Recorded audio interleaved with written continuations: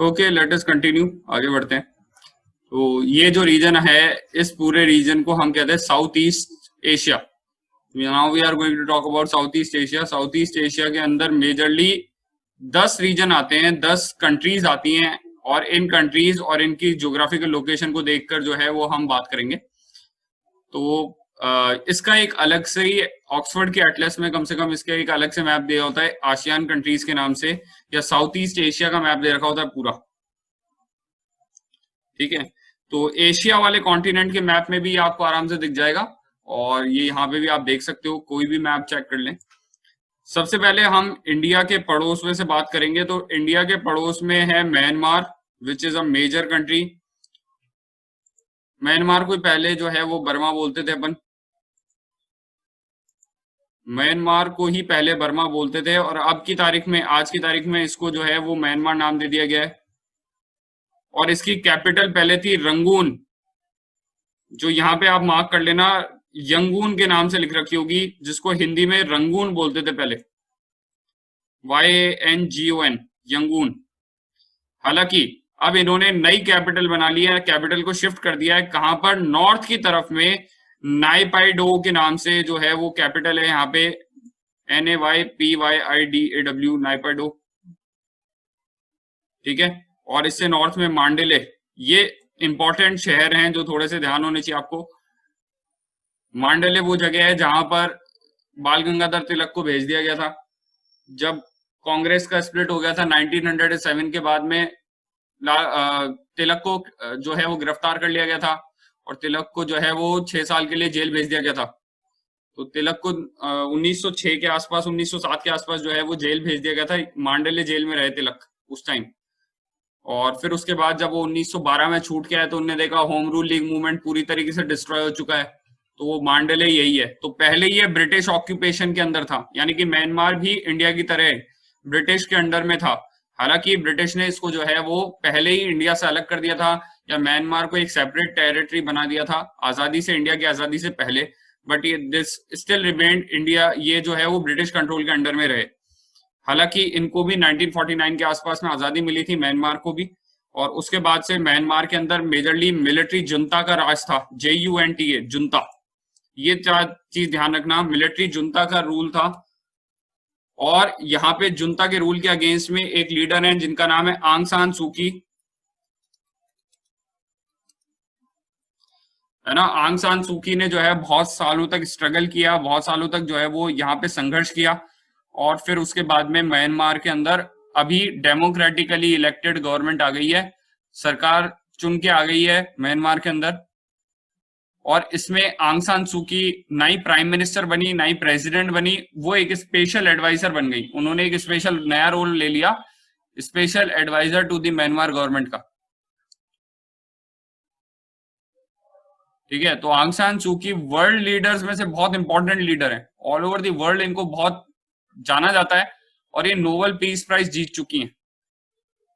हालांकि यहाँ पे कुछ एक इंटरनल इश्यूज हैं जिनको हमको समझना जरूरी है। पहले हम इसका मैप देखेंगे, तो यहाँ पे फिजिकली मैप पे हमें 2-3 जगह देखनी हैं जो बहुत इंपॉर्टेंट है। तो यहाँ पे एक माउंटेन रेंज है जो हिमालय का हिस्सा है, जहां पे इंडिया और म्यांमार के बीच में बॉर्डर बनाती है, जिसको लिख रखा होगा पटकाई बूम नॉर्थ में, और साउथ की तरफ में देखा होगा अराकम योमा, पटकाई बूम और अराकम योमा। म्यांमार का मैप दे रखा होगा, इंडिया के नेबर्स के कंट्रीज के मैप्स में एक म्यांमार का अलग से पूरा मैप भी दे रखा होगा। बाकी एशिया के मैप में भी दिख जाएगी पटकाई बूम। ठीक है, तो यहाँ पे इंडिया और म्यांमार के बीच में एक तरीके की माउंटेन बाउंड्री बनती है। This mountain region is boundary between India and Myanmar. ठीक है, और फिर उसके बाद में ये वाले एरिया में कुछ एक हिल्स भी हैं जिनको नागा हिल्स के नाम से जाना जाता है। तो यहाँ पे कुछ आतंकवादी संगठन हैं जिनको नागा आतंकवादी संगठनों के नाम से जाना जाता है। ये इस पूरे एरिया के अंदर एक अलग नागालैंड यानी कि नागालिम की मांग करते रहे, और ये चाहते हैं कि यहाँ पे इस पूरे रीजन के अंदर उनका एक अलग ही देश बना दिया जाए, जिसमें म्यांमार के भी कुछ हिस्से शामिल हैं, कुछ इंडिया के हिस्से शामिल हैं, जिसमें नागालैंड, मणिपुर, मिजोरम के हिस्सों को शामिल करके असम के कुछ हिस्सों को शामिल करके और ये म्यांमार के कुछ हिस्सों को शामिल करके एक अलग नागा लिम की मांग कर रहे हैं। NSCN-IM के नाम से एक बहुत बड़ा आतंकवादी संगठन है इस एरिया में, जिन्होंने अभी हाल ही के अंदर गवर्नमेंट के साथ में जो है वो पीस टॉक्स किए हैं, और यहाँ पे ये नागा इंसर्जेंसी का एक तरीके से एंड माना जा रहा है। यहाँ पे नागा जो प्रॉब्लम्स है वो सॉल्व होती हुई दिख रही हैं। हालांकि देखते हैं कि ये पूरी तरीके से हो पाती है नहीं हो पाती है, क्योंकि गवर्नमेंट 2-3 बार इसमें जो है वो आगे पीछे हो गई है। पहले तो नागालैंड के जो लीडर्स थे उन्होंने पहले एग्री कर लिया था, फिर अभी उन्होंने कहा कि नहीं इस तरीके से चलेगा तो नहीं हो पाएगी, एग्रीमेंट पूरा नहीं कर पाएंगे हम, या नागा पीस टॉक्स नहीं हो पाएंगे। तो मेजरली यहाँ क्या होता है, यहाँ पे कई आतंकवादी संगठन यहाँ पर एक्टिविटीज करते हैं, जो भाग के जो है वो म्यांमार में छुप जाते हैं, और म्यांमार के जंगलों के अंदर से वो फिर इंडिया में अंदर आके इंसर्जेंसी करते हैं या फिर वहां पे अटैक करते हैं। असम राइफल्स वगैरह पे मेजरली, तो इस एरिया में पेट्रोलिंग वगैरह करती है Assam rifles, which is a paramilitary force under the government of India. ठीक है, तो होम मिनिस्ट्री के अंडर में आती है असम राइफल्स, पर इसमें ज्यादातर ऑफिसर्स वगैरह डेप्यूटेशन पे आर्मी से लिए जाते हैं, तो वो 3 साल करके अपने पूरे वापस चले जाते हैं। इस तरीके से असम राइफल्स एक बहुत ही इंपॉर्टेंट और सबसे पुरानी पैरामिलिट्री फोर्स है, ये बात भी ध्यान रखना। अब इधर से म्यांमार के अंदर जो आतंकवादी कैंप्स थे उनको भी सर्जिकल स्ट्राइक करके डिस्ट्रॉय किया था कुछ साल पहले। जब वो उरी वाली सर्जिकल स्ट्राइक हुई थी उससे पहले यहाँ भी एक सर्जिकल स्ट्राइक की थी इंडियन आर्म फोर्सेस ने, क्योंकि यहाँ पे जो कैंप थे उन्होंने यहाँ पे एक कॉन्वे उड़ा दिया था असम राइफल्स के कुछ लोगों का, या आर्मी पे अटैक वगैरह भी किए थे। तो फिर इन्होंने जो आतंकवादी कैंप थे उनको आइडेंटिफाई करके जो है वो इधर म्यांमार के बॉर्डर के अंदर जाकर इनको डिस्ट्रॉय किया था। तो म्यांमार और इंडिया के रिलेशंस ठीक अच्छे हैं अभी। हालांकि एक छोटा सा इशू है जो यहाँ पर है इस पूरे रीजन के अंदर, इसको हम देखेंगे। म्यांमार की बॉर्डर के अंदर यहाँ पे साउथ में कहाँ पे देख सकते हैं लोकेशन, तो लोकेशन देखेंगे तो यहाँ पे बांग्लादेश और म्यांमार की बॉर्डर जहां लगती है, यहाँ पे इस वाले एरिया में, यहाँ पर एक एरिया है ये, जिस एरिया को हम जो है वो राखीने प्रोविंस के नाम से जानते हैं। ये प्रोविंस जो है ये वाला पूरा एरिया, जैसे राखीने प्रोविंस, राखीने प्रोविंस के अंदर जो है वो रोहिंग्या मुसलमान रहते हैं, रोहिंग्या मुस्लिम जो हैं वो यहाँ पर रहते हैं, और म्यांमार वाले इनको अपने यहाँ का ओरिजिनल नहीं मानते। वो कहते हैं कि बांग्लादेश से आए थे पहले 200-300 साल पहले, और यहाँ के कॉन्स्टिट्यूशन में इनको जो है वो नागरिकता नहीं मिली, जिसकी वजह से यहाँ पर जो है वो इनको खदेड़ना, इनको भगाना जो है वो शुरू कर दिया मिलिट्री ने, यहाँ की म्यांमार की मिलिट्री ने, जिसकी वजह से इस पूरे एरिया में जो है वो क्राइसिस खड़ा हो गया, क्योंकि यहाँ पे जो रोहिंग्यास थे वो सारे वो इधर से भाग भाग के इधर बॉर्डर क्रॉस करके बांग्लादेश में आने लग गए, कुछ एक जो है वो इधर से इंडिया की तरफ भी आने लगे। तो इस तरीके से एक प्रॉब्लम जो है वो क्रिएट हो गई इस पूरे एरिया के अंदर। अभी जो रोहिंग्यास हैं उनको इस एरिया में चिटगोंग के पास में जो है वो कॉक्स बाजार नाम से एक जगह है छोटी सी, उस कॉक्स बाजार एरिया के अंदर बसाया गया है। और थोड़े दिन पहले जो है वो बांग्लादेश ने एक नया आइलैंड, जो रिवर आइलैंड था, यानी कि इस एरिया में एक नया आइलैंड जो बना है, उस आइलैंड पे इन लोगों को बसाने की बात कही है। तो ये इशू जो है वो म्यांमार के साथ में चल रहा है। म्यांमार के अंदर एक बहुत ही मेजर रिवर है जिसका नाम है इरावाडी रिवर, वो यहाँ पे मिल जाएगी। इरावाडी रिवर, इरावाडी रिवर जो है वो इधर नॉर्थ से बह रही है और साउथ की तरफ जाती है, इसके बीच में से होके। ये बहुत ही इंपॉर्टेंट रिवर है। मिल गई, ठीक है। तो इरावाडी रिवर को इंपॉर्टेंट है, मार्क कर लेना, Irrawaddy river is in Myanmar. अब साउथ ईस्ट एशिया में बाकी कंट्रीज पे आ जाते हैं। तो टोटल 10 कंट्रीज में से, जैसे मैंने बताया, सबसे पहले म्यांमार है, फिर यहाँ पे Laos, Vietnam, Cambodia, Thailand, Malaysia, Indonesia, Singapore और फिलीपींस, और यहाँ पे ब्रुनेई। ये 10 कंट्रीज मिलके एक ऑर्गेनाइजेशन बनाते हैं। इस ऑर्गेनाइजेशन को आसियान कहा जाता है, ठीक है, association of south eastern Asian Nations, ASEAN.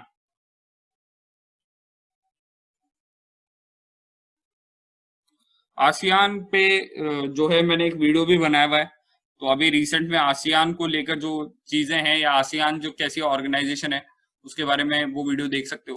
हालांकि ब्रीफ में यहाँ मैं बता रहा हूँ कि आसियान जो है वो कैसा ऑर्गेनाइजेशन है। तो आसियान जो है वो इधर 10 कंट्रीज का ऑर्गेनाइजेशन है, ये 10 कंट्रीज यहाँ पर जो आती हैं। अब आसियान कंट्रीज जो है बहुत ही ज्यादा इंपॉर्टेंट कंट्रीज है इंडिया के लिए, क्योंकि इंडिया की एक पॉलिसी है जिसको लुक ईस्ट पॉलिसी कहा जाता है।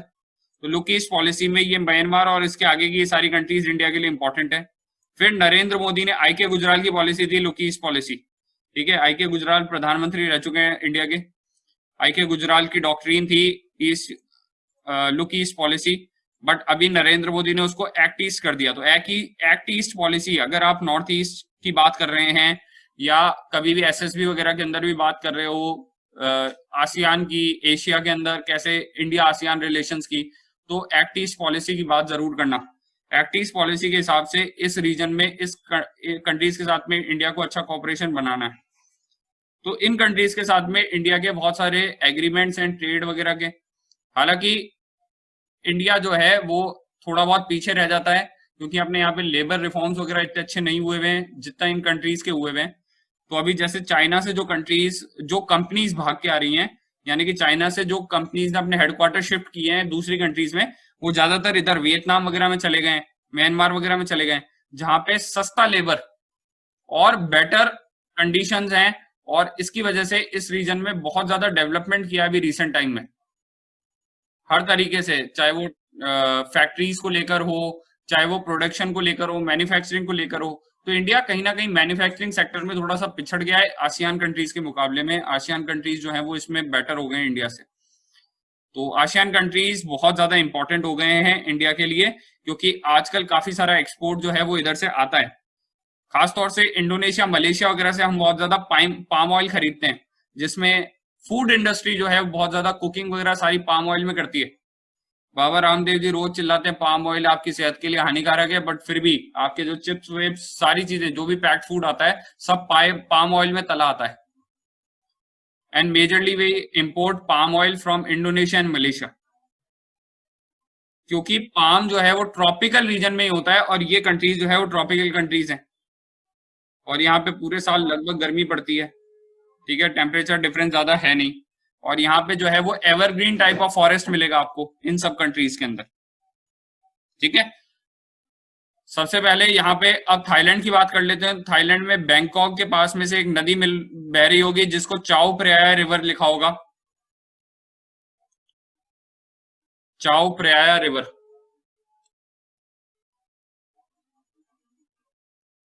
ठीक है। तो Chao Phraya river is an important river in this area, जो बैंकॉक के पास में से निकलती है। Bangkok is the capital of Thailand,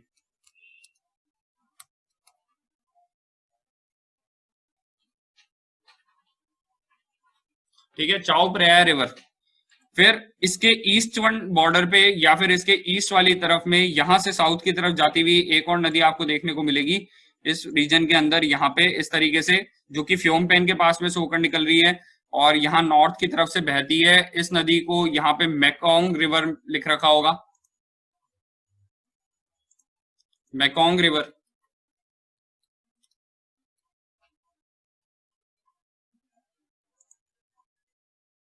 ठीक है। तो these are few important rivers of this reason.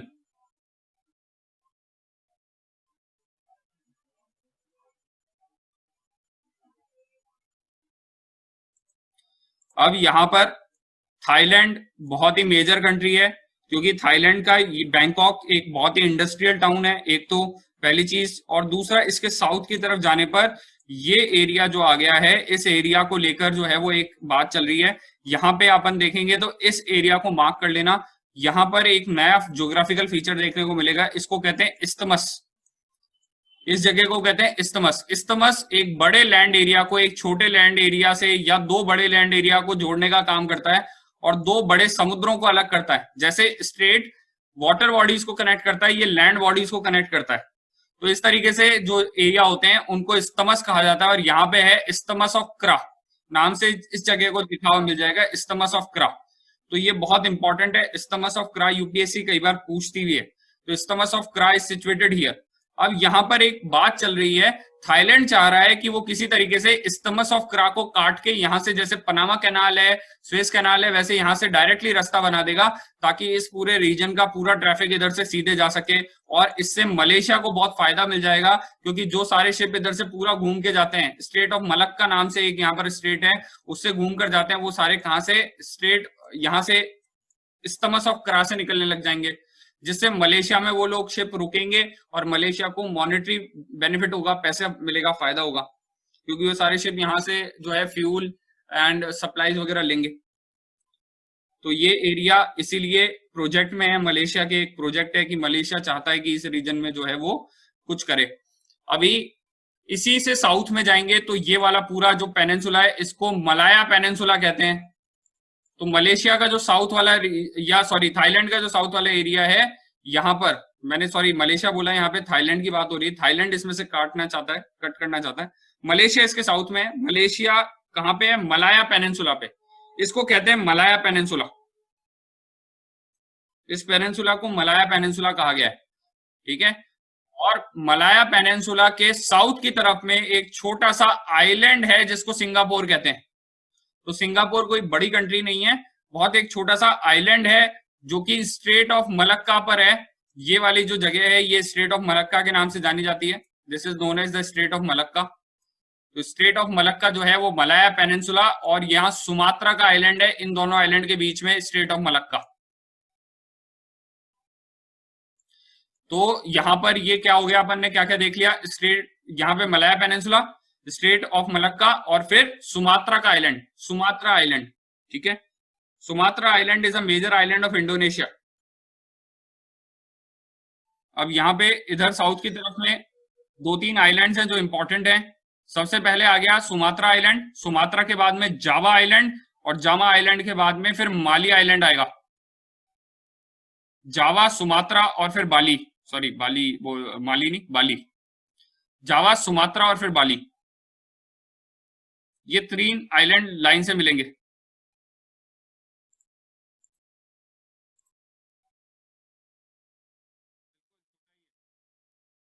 ठीक है, तो जावा, सुमात्रा और फिर यहाँ पे बाली आइलैंड, बाली सी के पास में, यहाँ पे सी भी है, बाली सी,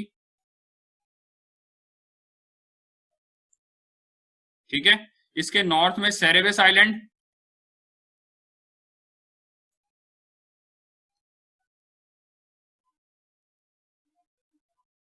ठीक है, और सेरेस सी, सॉरी सेरेस आइलैंड और सेरेस सी, ठीक है, सेरेस सी यहां मिलेगा। उसके बाद में ये जो आइलैंड देख रहे हैं अपन यहाँ पे स्क्रीन पे, इसको लिख रखा होगा बोर्नियो का island, this island is known as Borneo.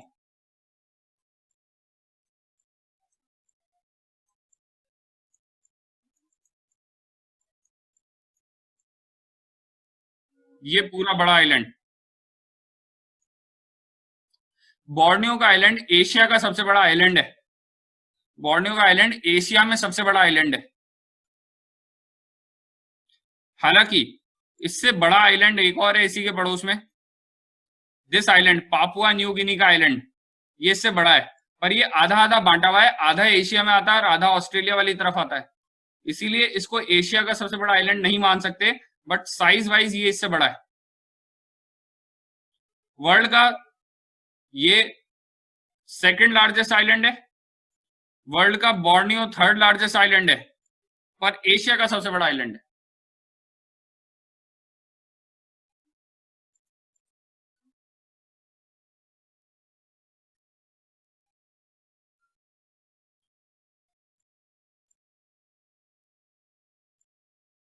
ठीक है, अच्छा, अब इसी के नॉर्थ की तरफ में छोटे सा आइलैंड ग्रुप दे रखा होगा जिसको फिलीपींस के नाम से जाना जाता है।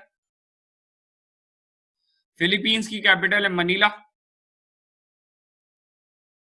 ठीक है। तो ये फिलीपींस आइलैंड है, यहाँ पे इंडोनेशिया हो गया, और नॉर्थ की तरफ में मलेशिया हो गया। यहाँ एक छोटा सा कंट्री और है जो बोर्नियो आइलैंड पे है, जिसको ब्रुनेई के नाम से लिखा होता है। छोटी सी कंट्री है, बहुत बड़ी नहीं है, बहुत छोटी कंट्री है। तो ये ब्रुनेई भी है यहाँ पे। तो बोर्नियो पे तीन कंट्रीज हैं, ब्रुनेई है, इंडोनेशिया भी है और मलेशिया भी है, तीनों सारे इस पे ही हैं। तो इस तरीके से ये पूरा रीजन जो है वो क्या कहलाता है, आसियान कहलाता है।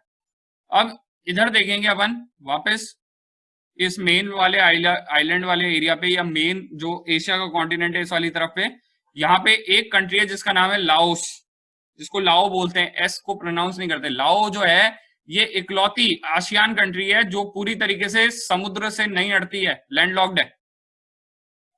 इकलौती आसियान कंट्री है जिसकी समुद्री सीमा नहीं है, लाओस। लाओस के साउथ में है कंबोडिया। कंबोडिया के अंदर दुनिया के सबसे बड़े हिंदू मंदिर स्थित हैं, जिसको अंकोर वट के नाम से जाना जाता है। ठीक है, अंकोर वट जो है वो कंबोडिया में है। अंकोर वट जो है वो कंबोडिया में। और फिर इसके बगल में है यहाँ पे वियतनाम। वियतनाम की कैपिटल है हनोई।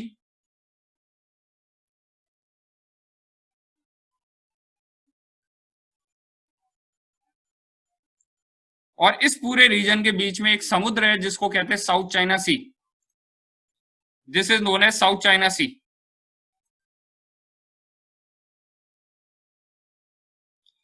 अब साउथ चाइना सी जो है ये डिस्प्यूटेड टेरिटरी है। क्यों डिस्प्यूटेड टेरिटरी है? सबसे पहले अपन यहाँ पे साउथ की तरफ जाएंगे। इस साउथ चाइना सी के अंदर अंदर साउथ में जा रहा हूं मैं, तो यहाँ पे आपको एक आइलैंड देखने को मिलेगा। ठीक है, ये कुछ आइलैंड्स हैं। इसी तरीके से यहाँ साउथ में आपको स्पार्टली आइलैंड देखने को मिलेंगे। कुछ आइलैंड्स हैं यहाँ पे, है ना, दिख रहे होंगे। स्पार्टली आइलैंड एक इंपॉर्टेंट आइलैंड दिख जाएगा यहाँ पे। कहां पर है? फिलीपींस के पास में, इस जगह पे स्पार्टली आइलैंड। यहां स्पार्टली आइलैंड है। और नॉर्थ में पार्सल आइलैंड है। स्पार्टली आइलैंड और पार्सल आइलैंड ये दिखाई दे जाएंगे आपको मैप पे। ये दोनों आइलैंड्स पे चाइना ने कब्जा कर लिया है और कह रहे हैं हमारा है। इसकी वजह से चाइना कहता है इस पूरे एरिया के अंदर लगभग लगभग यहां से ये वाला पूरा रीजन हमारा हो जाता है, चाइना के अकॉर्डिंग उनका हो जाता है मतलब। और इस पूरे एरिया में किसी और कंट्री को आने की इजाजत नहीं होनी चाहिए, क्योंकि ये पूरा एरिया हमारा है। इसको कहते हैं 9 डैश लाइन। प्लीज रिमेंबर यहाँ पे कुछ एक जो टर्म्स हैं ऐसे वो न्यूज में रहे हैं जिसको आपको पता होना चाहिए। इसको कहते हैं 9 डैश लाइन।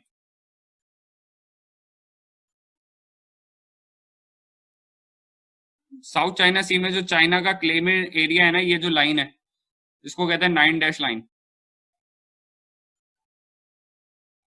अब बाकी कंट्रीज इस लाइन को नहीं मानते, क्योंकि इंटरनेशनल लॉ के अकॉर्डिंग, इंटरनेशनल लॉ मतलब यूनाइटेड नेशंस जो commission of law of sea है, यूएनसीएलओएस,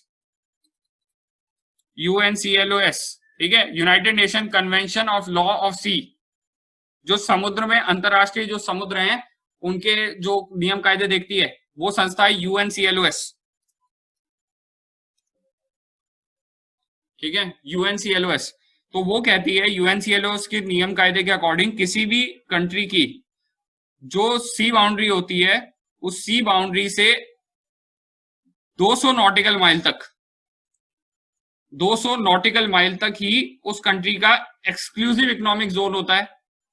12 नॉटिकल माइल तक माना जाता है कॉन्टिनेंटल शेल्फ। समुद्र में दूरी नॉटिकल माइल में नापी जाती है। एक नॉटिकल माइल में 1.8 किलोमीटर होता है, 1.8 किलोमीटर होता है। तो 12 नॉटिकल माइल तक मानी जाती है कॉन्टिनेंटल शेल्फ, यानी कि लगभग 22 किलोमीटर समुद्र की लास्ट बाउंड्री से उस कंट्री की समुद्र में आगे 22 नॉटिकल माइल मानी जाएगी। फिर उसके बाद आती है EEZ, एक्सक्लूसिव इकोनॉमिक जोन, जो 200 नॉटिकल माइल तक होती है। इसका मतलब होता है कि उस क्षेत्र में आप कोई भी इकोनॉमिक एक्टिविटी कर सकते हो, जैसे तेल निकालना, ऑयल एक्सप्लोरेशन, ठीक है। तो उसके अकॉर्डिंग, इस कन्वेंशन के अकॉर्डिंग, तो चाइना की जो बाउंड्री है वो यही हो जानी चाहिए थी खत्म। तो बाकी कंट्रीज कहते हैं कि भैया ये जो है चाइना की 9 डैश लाइन जो है वो इलीगल है, इट इज नॉट वैलिड, ये सही नहीं है। वहीं चाइना कहता है कि क्योंकि स्पार्टी आइलैंड हमारा है और पार्सल आइलैंड भी हमारे हैं, ऐसे छोटे मोटे और भी आइलैंड जिन पे हमने यहाँ पे कब्जा कर रखा है, वो सब आइलैंड हमारे हैं। इस वजह से हमारे उस आइलैंड के आसपास के नॉटिकल माइल, 200 नॉटिकल माइल वाले एरिया भी हमारा हो जाता है। ये हमारा कॉन्टिनेंटल शेल्फ है और इसमें हम कंट्रोल कर सकते हैं और ये हमारा इंटरनल होगा। वहीं बाकी कंट्रीज भी इस मामले में कूद के आ जाते हैं। फॉर एग्जाम्पल फिलीपींस कहता है हमारा यहां तक है। दूसरी तरफ ये जो ब्रुनेई छोटा सा देश है वो कह रहा है हमारा यहां तक है। इंडोनेशिया अलग ही अपना क्लेम कर रहा है, वो कह रहा है हमारी नॉटिकल बाउंड्री इधर तक होनी चाहिए। मलेशिया भी इधर क्लेम कर रहा है, वियतनाम यहां क्लेम कर रहा है। तो इस एरिया में इन सब कंट्रीज के बीच में क्या है, डिस्प्यूट है। क्यों है, ऐसा क्या मिल रहा है यहाँ पे? पहली चीज, इस रीजन के अंदर से ट्रेड जाता है। जैसा मैंने बताया था कि मलक्का स्ट्रेट जो है वो वर्ल्ड की सबसे ज्यादा बिजी सी रूट में से एक है। इसके पीछे रीजन, क्योंकि चाइना को चाहे तेल चाहिए हो, वो सारा सऊदी अरेबिया वगैरह से आता है, तो वो इस रीजन से ही होकर आता है। वहीं दूसरी तरफ जो है वो आपके लिए, अगर हम दूसरी तरह से बात करें, जो अगर आपको एक्सपोर्ट भी करना है, चाइना का सारा एक्सपोर्ट इस रीजन से होकर ही गुजरता है। चाहे वो इंडिया हो, चाहे वो इधर हो, अफ्रीका हो, यूरोप हो, कहीं भी जाना हो आपको ये रूट तो पकड़ना ही पड़ेगा। जापान से भी सारा ट्रेड, साउथ कोरिया का सारा ट्रेड, और इधर से ही सारा तेल भी आता है इनका, इधर से उल्टी तरफ। तो ये रूट जो है वो, इस रूट पे वर्ल्ड का 30% ट्रेड, 30% से ज्यादा व्यापार होता है। दूसरी चीज, ये एरिया लो लाइंग एरिया है या फिर कॉन्टिनेंटल शेल्फ एरिया है। कॉन्टिनेंटल शेल्फ एरिया होने की वजह से यहाँ पर जो है वो समुद्र बहुत ज्यादा गहरा नहीं है। समुद्र गहरा नहीं है तो यहाँ पर शैलो है, सी का जो डेप्थ है वो बहुत ज्यादा नहीं है, और यहाँ पे ऑयल मिलता है। तो कॉन्टिनेंटल शेल्फ जो एरिया होते हैं उनमें ऑयल मिलने के चांसेस अच्छे होते हैं। तो यहाँ पे ये सब जगह जो है वो इस तरीके की हैं जहाँ पे ऑयल के रिजर्व हैं, और सारी लड़ाई ऑयल की है। तो ये डिस्प्यूट है, साउथ चाइना सी का डिस्प्यूट है, जो बहुत टाइम से चल रहा है, जिस वजह से चाइना के अपने किसी भी पड़ोसी से अच्छे रिलेशंस नहीं है। चाइना ने लगभग यहाँ पर इन सब कंट्रीज को भी जो है वो इस वजह से परेशान किया हुआ है। अब जैसे फिलीपींस वगैरह के अमेरिका के साथ में ऐसे एग्रीमेंट है कि कोई भी देश जो अगर इन पे हमला करेगा, फिलीपींस पे हमला करेगा मान ले, तो उस वाली कंडीशन के अंदर अमेरिका इनकी हेल्प करेगा। तो अब फिलीपींस के आसपास के एरिया में जब चाइनीज अपना शिप वगैरह भेजते हैं, और इन्होंने स्पार्टली आइलैंड वगैरह में अपने जहाज लगाने शुरू कर दिए हैं, यहाँ पे एयर स्ट्रिप्स वगैरह बनानी शुरू कर दी है, यानी कि हवाई पट्टियां वगैरह बनानी शुरू कर दी हैं, और यहाँ पे युद्धपोत यानी कि जो वॉरशिप्स हैं वो भेजने शुरू कर दिए हैं। तो इसको लेकर फिलीपींस वगैरह ने प्रॉब्लम जताई, तो अमेरिका ने भी लेकर अपने जहाज जो है वो इस एरिया में भेज दिए, और कहा कि ये इंटरनेशनल वाटर है, ये ना ही आपका है, ना इनका है, ना इनका है, ये इंटरनेशनल वाटर है। और इंटरनेशनल वाटर में जैसे ये इंटरनेशनल वाटर है, मेरे को किसी की परमिशन नहीं चाहिए यहाँ आने के लिए, तो आप जो है वो मुझे नहीं रोक सकते। बट चाइना कहता है ये हमारा इंटरनल वाटर है, तो आप यहाँ पे नहीं आ सकते। तो जिसकी वजह से चाइना और अमेरिका की प्रॉब्लम पिछले 3-4 सालों से इस मामले को लेकर चल रही है।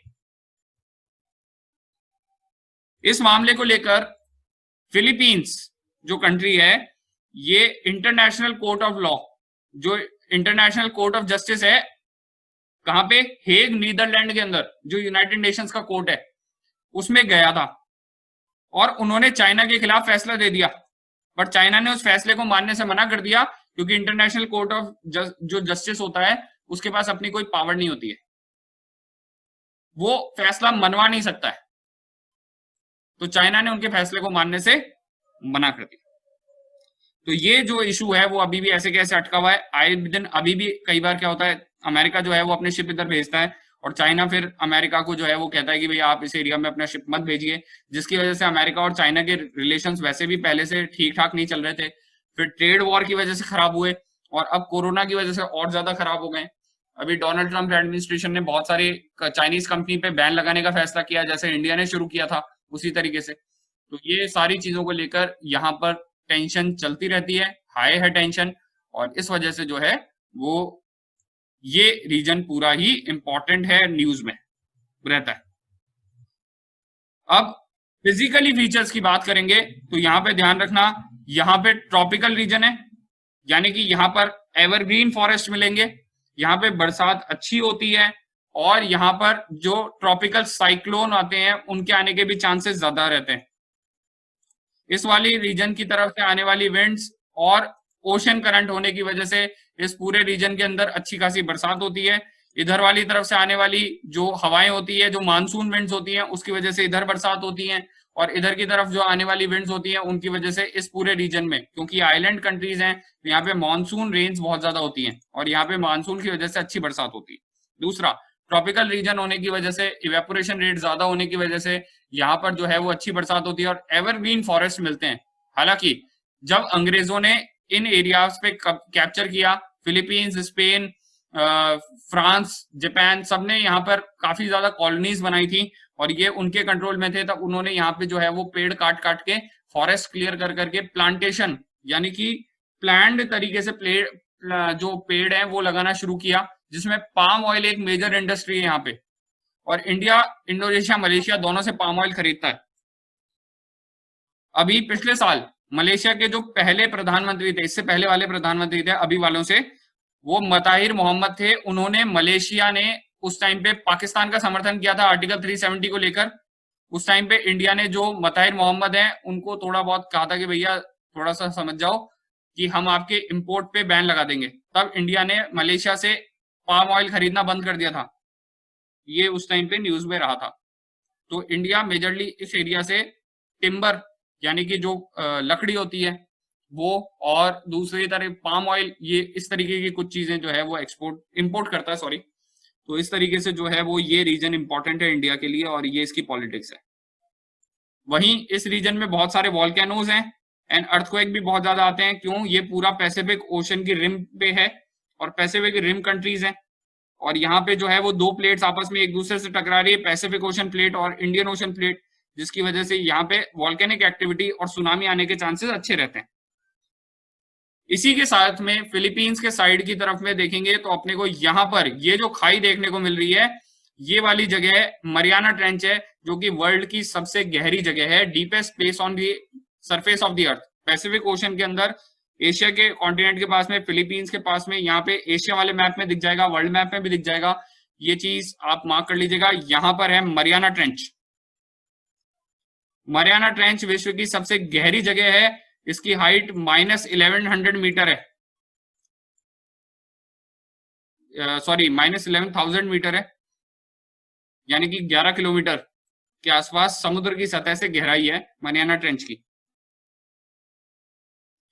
जहां पर दो ओशियन प्लेट आपस में टकराती है वहां पर हमेशा वो दोनों ही नीचे की तरफ जाती है, जिसकी वजह से खाई बनती है, वो मरियाना ट्रेंच यहाँ पे बन रही है, क्योंकि पैसिफिक ओशन और इंडियन ओशन की दोनों प्लेट्स, पैसिफिक ओशन और ऑस्ट्रेलियन प्लेट जो है वो यहाँ पे दोनों टकरा रही है, और इसकी वजह से यहाँ पर जो है वो इस तरीके से ट्रेंच बनती है, खाई बनती है। ये मरियाना आइलैंड, मरियाना ट्रेंच, इसके पास में ये जो खाई बन रही है इसको ट्रेंच कहा जाता है।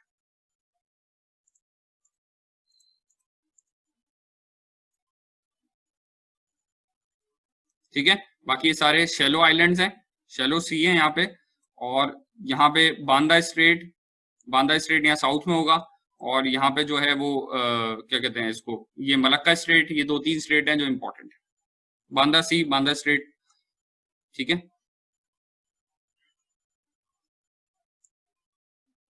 So this is the entire reason of south east Asia. South east Asia इसी को कहते हैं। और अब हम, हमारे लिए जो कंट्री बच गया है इंडिया, इंडिया के 2-1 पड़ोसी जो हम बाद में देखेंगे जब हम इंडिया पे वापस घूम के आएंगे। नेक्स्ट कॉन्टिनेंट अब हम नेक्स्ट क्लास के अंदर कंटिन्यू करेंगे।